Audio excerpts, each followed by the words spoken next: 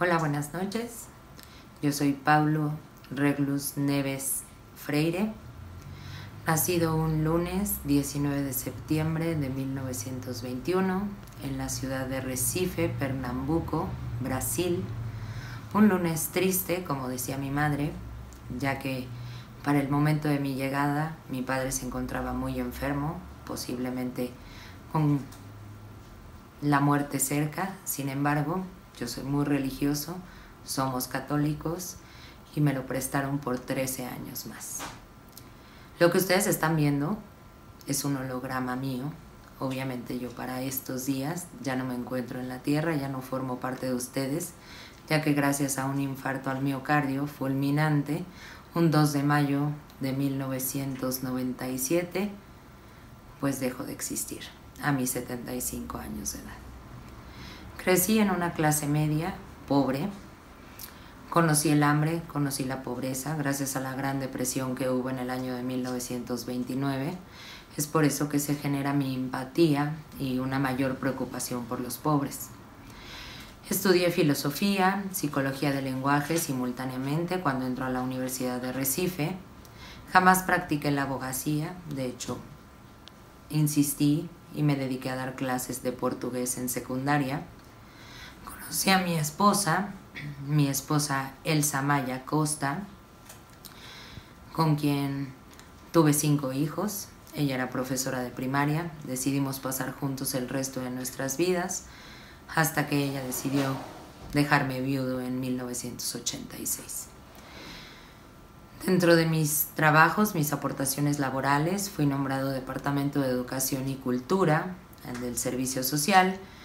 Y bueno, ahí tuve la oportunidad de hacer tal vez una de mis primeras aportaciones, que fue la alfabetización. Trabajé con gente de clase pobre, enseñándolos a leer y escribir, porque bueno, para esa época, para los años 40, pues la lectura era base para poder ejercer el voto. Después tuve oportunidad de alfabetizar a 300 trabajadores de manera simultánea. Ellos eran de una planta de caña de azúcar y esto lo logré en 45 días. Obviamente fue una parte muy importante, fue una gran aportación. Yo jamás he sido de lugares de establecer el colegio como una única forma de poder aprender. Siempre he sido una persona inclusiva en la parte social. Todo iba bien hasta que en 1964 se genera un golpe de estado y con este me declaran traidor. Pasé 70 días en la cárcel. Después tuve un exilio a la ciudad de Bolivia y posteriormente trabajé 5 años en Chile para el Movimiento Demócrata Cristiano y para la Organización de la Alimentación y la Agricultura, que pertenece a las Naciones Unidas. Para 1968 es cuando publico una de mis primeras obras, tal vez la que me dio el conocimiento a nivel mundial, en donde bueno, me consideran ya un personaje o una aportación importante en la pedagogía, en la educación, que es la pedagogía del oprimido. En esta expreso mi inconformidad hacia los educadores opresores. Lo considero un acto violento, estar a la voluntad de los más poderosos. Y bueno, propongo o agrego el concepto de la educación bancaria, en la que consiste que el alumno es visto como una vasija, como una parte vacía a la que hay que llenar de conocimientos, pero de conocimientos de palabras huecas, de palabras sin conexión, en donde únicamente hay una repetición, nuevamente hasta memorizarlas como veníamos acostumbrados. Como segunda aportación, les puedo compartir que en mi publicación de la pedagogía del oprimido, busco romper con el modelo tradicional, el dejar de ser objeto para volverse sujeto. Recordemos que esta es una relación profesor-alumno, alumno-profesor. Así podemos encontrar el diálogo con el profesor, porque pues nadie se educa solo, nadie.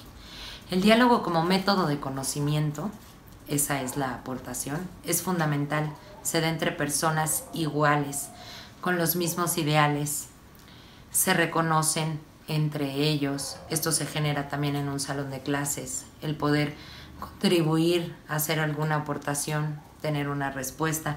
Sin embargo, es estar dispuesto a aprender el uno del otro. Hacer un diálogo libre, hacer un diálogo humilde. Aquí nadie es ignorante, al contrario, pero tampoco nadie es sabio. Es por eso que se debe de generar una preocupación por el querer saber más. Recuerden, diálogo y práctica. Generar opiniones y llevarlas a cabo. Como comentario, esta publicación me hace un comparativo con mi antecesor, con John Dewey, ya que fue un impacto de teorías por la educación informal y la educación popular. Insisto, somos inclusivos. Toda la sociedad tiene derecho a recibir educación sin importar clases sociales, sin importar educación, sin importar el método en el que se desarrollen, el trabajo, la forma en la que hayan crecido. Son tendencias donde el individuo, lo que buscamos es plasmar que el individuo aprende del medio que lo rodea y de la práctica que lleva a cabo estos conocimientos. Mi tercera aportación surge de la publicación Pedagogía de la Autonomía. Propongo definitivamente que enseñar no es transferir conocimiento, sino crear posibilidades de producción o de construcción. Enseñar no existe sin aprender, ni aprender existe sin enseñar. Así fue como hombres y mujeres descubrieron que era posible enseñar. Les genera curiosidad, querer saber más. Parte del trabajo del docente no solo es enseñar correctamente, sino aprender a pensar correctamente. Volver a los alumnos críticos, aprender a expresar el conocimiento sin memorizarlo, que no parezca que están declamando un poema, que están dando una receta de cocina, que no son pasos consecutivos, sino que se arriesguen a pesar de estar equivocados. Eso es pensar acertadamente, porque así te genera la curiosidad por investigar lo que todavía no conoces. Yo, Freire, les comento, espero no sonar muy arrogante, mi importancia en la historia. Ya saben, ya les platiqué, fue la alfabetización, el haber generado diálogo alumno-profesor y haber hecho alumnos también de pensamiento crítico. Sin embargo, nunca dejo de lado la parte humana, ni la pérdida de identidad del alumno, ni mucho menos su identidad cultural. Acentúo los gestos positivos de los profesores, la influencia que pueden llegar a tener en un alumno. Esto se vive a diario en el ambiente escolar. Y el comprender a los alumnos, el generar lazos de empatía, de cariño, de afecto, hace que los alumnos sean capaces de intervenir en el mundo. Les das una seguridad para opinar, para que juzguen, para que escojan, para que sigan siendo personas a pesar de que puedan equivocarse. Respeto la autonomía del niño, del joven o del adulto. Pretendo eliminar al profesor que minimiza, que genera alumnos inseguros, con dudas, sin la capacidad de poder preguntar y que al final del día son temerosos. En conclusión, ya como alumna, como Sheila, escogí a este autor porque cuando empecé a leer fue con uno de los que más me identifiqué.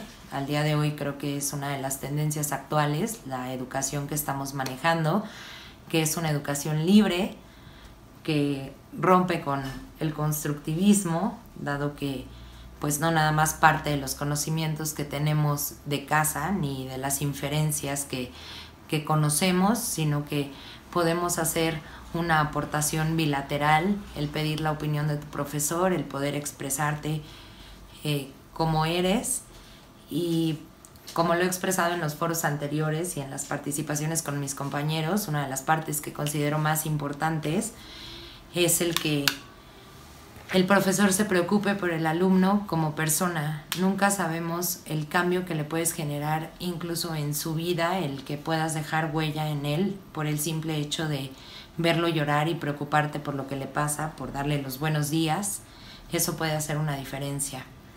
Me gusta la parte en donde se preocupa por todas las clases sociales. Al día de hoy todavía estamos disparejos, no tenemos los mismos accesos, los factores sociales y económicos influyen demasiado, y pues agradezco este trabajo, el poder conocer más, el poder tener otra forma de identificación, y pues espero que haya sido una buena investigación, que mi aportación tenga valor para los compañeros, para ti, Angie, que nos has enseñado mucho y nos has compartido mucho de estos autores, nos has permitido entenderlos, que para mí ha sido complicado leer palabras con las que no estás muy acostumbrado.